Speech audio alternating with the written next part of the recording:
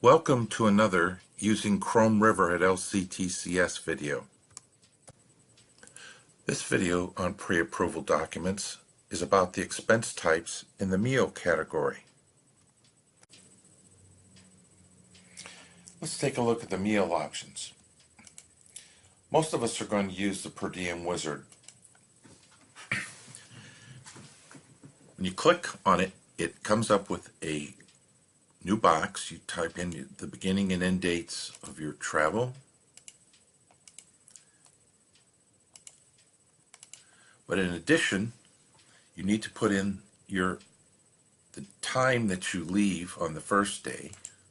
So let's say we're going to leave at 5:30 in the morning, and what time you're returning on the final day. The times will be in the 24-hour military style. So go ahead and say, okay, if you're going to get home at 8:30 in the evening, 20:30. Calculates the number of days. There is a description, it's optional, but we do have to type in the location. So you select the right location for where you're going to be. At the bottom, click on Add Entries. What this does is it's an intermediate step to show you the days and location and the estimated meal allowance for each day based on where you are in the particular tier, along with what meals. Now, because we're leaving early in the morning and returning later in the evening, we have the full per diem for every day. If you were leaving later in the day, if you came over here and deleted these entries and changed the time to be 8 or 9 in the morning, you wouldn't be entitled to breakfast. Now, if you know there's a whole day when you're not entitled to meal allowance, you can click on this X and it will remove the whole day. But if you're going to a conference or seminar and you know that certain meals are provided, or the hotel you're staying in provides breakfast, what you can do is, by clicking on the location, check the items that you're being deducted or meals that you're not going to be reimbursed for. So if on Tuesday morning, because you're at the hotel, breakfast is not allowed, you would go ahead and check that for each of the days that you're at the hotel.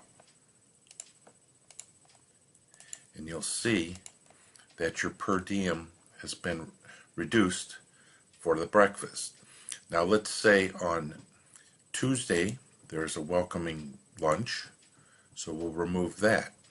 On Wednesday you have to do lunch on your own, but there's a large dinner. Well, let's say it's on Thursday night. There's a big dinner on the last day of the conference, and you'll see as you check that, the per diem is adjusted. And again, we've done that for breakfast already. So when you're satisfied that you've made all the appropriate deductions, you would go ahead and click Add to Report, and it does exactly that. You'll see that for the 5 days of this trip, the per diems for the amounts that were adjusted for the deductible meals are done.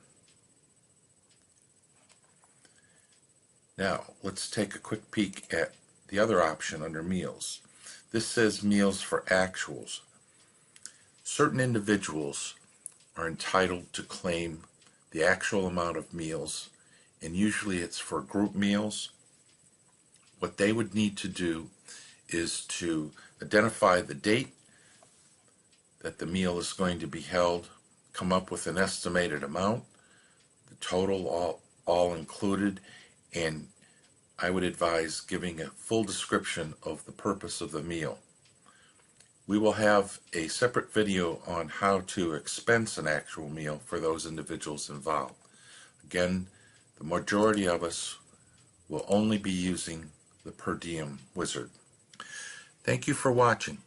Please be sure to view other videos on the Using Chrome River at LCTCS series.